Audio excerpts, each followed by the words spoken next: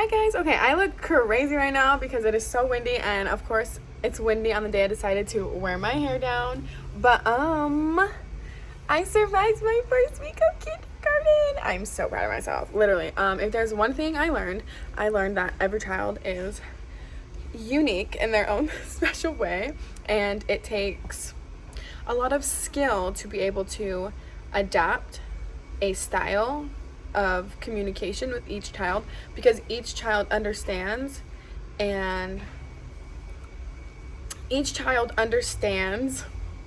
differently from one another. So one may understand better if you get down to their level. One may understand better if, you look them in the eyes. One may understand better if you don't look them in the eyes, or one may understand better if they're not put on the spot, things like that. So that's one of the big takeaways from this week for sure.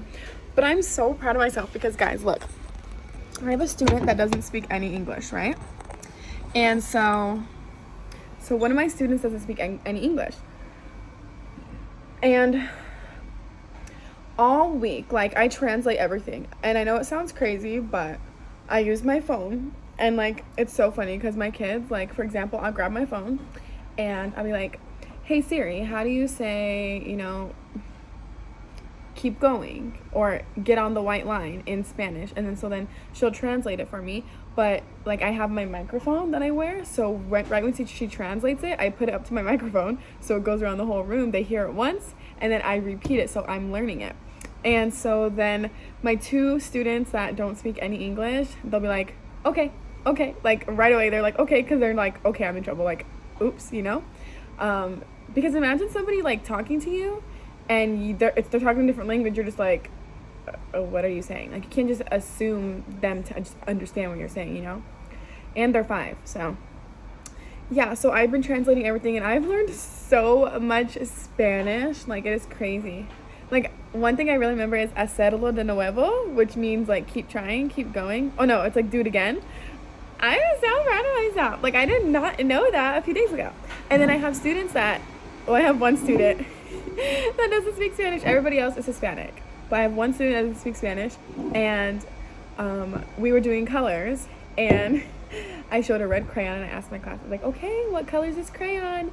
And everybody's like, rojo. And then he's like, rojo. And I'm like, yes. Like, he's joining with us. He's learning Spanish. I was so proud.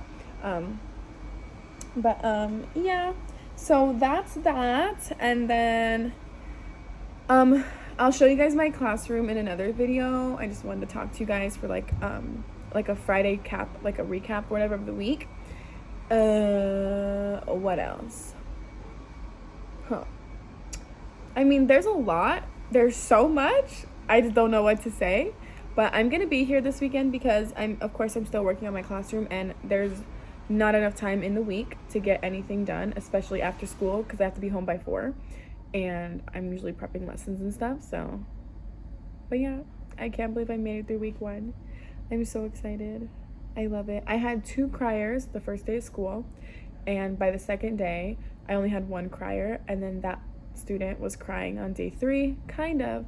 But day 4, that student waved goodbye to me after school, and that student was like, bye, Mrs. James. And I was like, oh my god. And this morning, my little student, she was like, my little student was like, just smiling and waving, and I just couldn't believe it, because it's like I'm creating really good relationships with these kids, and I feel so special. One of them comes up to me and says, I love you. I'm like, I love you too. And I genuinely love them. I've already spent like so much time with them. The last 5 days, I have spent a third of my day with them. I spent a third of my day with them, a third of my day with my family, and a third of my day sleeping. So it's like half of my day basically I spend with them. And so getting to know them has been a blessing. And I have 2 4-year-olds in my class. It's so cute because the school district that I work for, they just this year they allowed parents to enroll their children at 4 years old into kindergarten, as long as they turn 5 by, I want to say September 5th. Before, it used to be you have to be 5 to get in kindergarten, but now they pushed it back.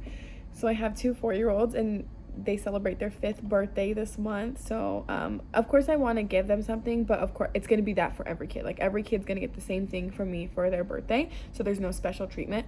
And then we're also not allowing parents to come into the classroom and have like a big party in here. They could bring cupcakes or something like that and we'll enjoy them, but no big parties, because there will be times where I have students that have birthdays and their parents can't afford to have a big party. Sarah? Huh?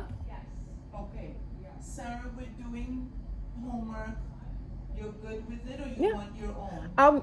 I'll take a look at it and see, you know, but I still want like whatever it is, because if I don't have to go out of my way for this week or for next week. Because she's making copies for all of us. Yeah, I'll take all of it. Okay. Yeah. So yes, Miss Sarah said yes. Yes. Yes. But yeah, guys, I'm so proud of myself, and these kids are keeping me on my feet. And when I get home, like, I don't even have time for social media. Like, I don't even have time to just sit there and scroll. I literally get on there to check notifications and like post important things or just post content just to be active. But then I'm getting right off, and I'm, you know, spending time with my husband and our baby girl, or cleaning, or just relaxing with them. So, but this is the life I've always wanted. Like, I've always wanted to be a teacher and to be busy and keep my mind busy, especially with what I'm going through. Like, being busy is the key. And then in the summer, I can go travel with them. I'm so excited. Okay, anyways, bye guys.